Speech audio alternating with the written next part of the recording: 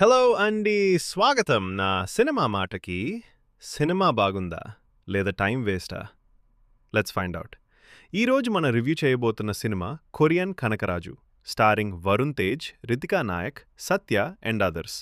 Story విషయంకి వస్తే, రాయలసీమలో కేర్ ఫ్రీగా తిరిగే ఒక యంగ్స్టర్ లైఫ్ కొరియా నుంచి వచ్చిన ఒక మిస్టీరియస్ స్పిరిట్ వల్ల కంప్లీట్గా మారిపోతుంది.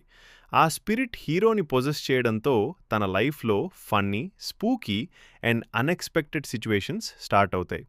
అసలు ఆ కొరియన్ స్పిరిట్ ఎవరు? ఎందుకు హీరోని పొజెస్ చేసింది? చివరికి ఆ మిస్టరీ ఎలా సాల్వ్ అయింది అన్నదే సినిమా. ఫస్ట్ హాఫ్ విషయంకి వస్తే, సినిమా స్టార్టింగ్ 20 మినిట్స్ కొంచెం స్లోగా ఉంటుంది. మెయిన్ స్టోరీలోకి వెళ్ళడానికి కొంచెం టైం తీసుకుంటుంది. ఆ తర్వాత స్టోరీ ఇంట్రెస్టింగ్గా మారుతుంది అండ్ నెక్స్ట్ ఏం జరుగుతుంది అనే క్యూరియాసిటీ క్రియేట్ చేస్తుంది. సత్య కామెడీ కొన్ని సీన్స్లో బాగా వర్కౌట్ అయింది అండ్ ఆడియన్స్ని బాగా నవ్విస్తుంది. ఓవరాల్గా ఫస్ట్ హాఫ్ యావరేజ్ అనిపిస్తుంది. సెకండ్ హాఫ్ విషయంకి వస్తే, సెకండ్ హాఫ్ కూడా డీసెంట్గా ఉంటుంది. కామెడీ ట్రాక్ కంటిన్యూ అవుతుంది. ఎస్పెషలీ సత్య సీన్స్ బాగా ఎంటర్టైన్ చేస్తాయి.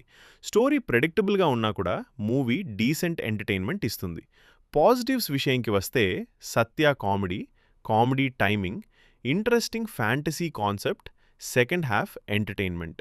నెగటివ్స్ విషయంకి వస్తే, స్టార్టింగ్ స్లోగా ఉంటుంది. స్టోరీ మెయిన్ పాయింట్లోకి వెళ్ళడానికి కొంచెం ఎక్కువ టైం తీసుకుంటుంది. ఓవరాల్గా స్టోరీ రొటీన్ అనే ఫీలింగ్ కొన్ని చోట్ల వస్తుంది.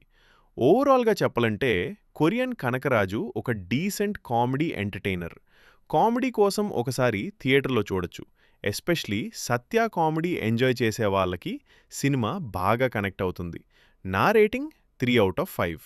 ఇది నా పర్సనల్ ఒపీనియన్ మాత్రమే. మీ ఒపీనియన్ కమెంట్స్లో చెప్పండి. వీడియో నచ్చితే లైక్ చేయండి. ఇంకా ఇలాంటి ఆనెస్ట్ మూవీ రివ్యూస్ కోసం సబ్స్క్రైబ్ టు నా సినిమా మాట.